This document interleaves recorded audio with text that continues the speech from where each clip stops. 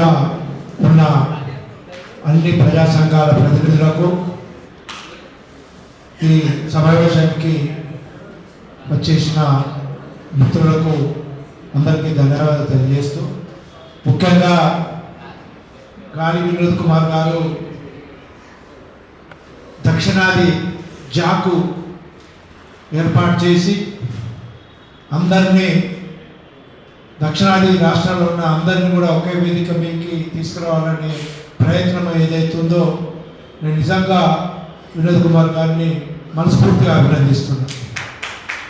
ఎందుకంటే నిజంగా తెలంగాణ పోరాటాల గడ్డ, తెలంగాణ సాయుధ పోరాటం నుంచి కూడా ఏ ఉద్యమాలు పుట్టినా, నక్సల్బరీ ఉద్యమం కావచ్చు, ఏదైనా కావచ్చు, వేరే దగ్గర ఎక్కడైనా కూడా ఇక్కడనే అభివృద్ధి చెంది ఇతర రాష్ట్రాలకు పోయి పోరాటం చేస్తున్నారు.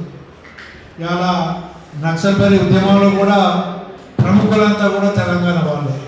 రేపు దక్షిణాది రాష్ట్రాలకు కూడా మన తెలంగాణ నుండే నాయకత్వం వహిస్తుంది కూడా ఇప్పుడు మరి గాలి వినోద్ కుమార్ గారు. కాబట్టి వీరి అందరినీ కూడా అన్ని రాష్ట్రాలు కూడా తిరిగి ఈ ఉద్యమాన్ని బలోపేతం చేసి ఒక ప్రణాళిక పద్ధతిగా నార్త్ ఇండియన్స్ యొక్క దోపిడీని, నార్త్ ఇండియన్స్ యొక్క కుట్రను అది బహిర్గతం చేసి భావవ్యాప్తిని మొత్తం సౌత్ ఇండియాలో వ్యాపింపజేసి దీని ఉద్దేశాన్ని కింది లెవెల్ వరకు కూడా తీసుకుపోవాల్సిన అవసరం ఉంది.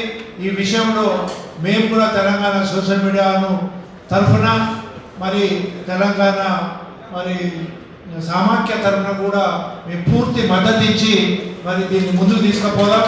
దీన్ని ఒక కార్యాచరణ ప్రకటించండి.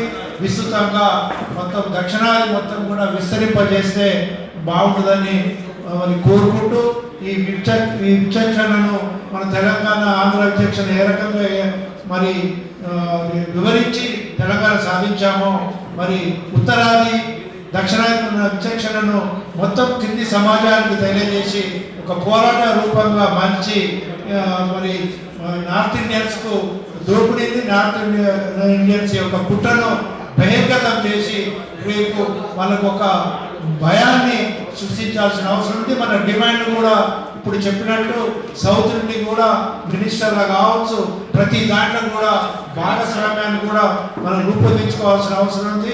దీనికి ఒక ఎజెండా తయారు చేస్తే కంపల్సరీ మీ ఎప్పటికి కూడా నడుస్తామని మరి అభినందిస్తూ ఇంత ఈ అవకాశం ఇచ్చినందుకు ధన్యవాదాలు తెలియజేస్తాం.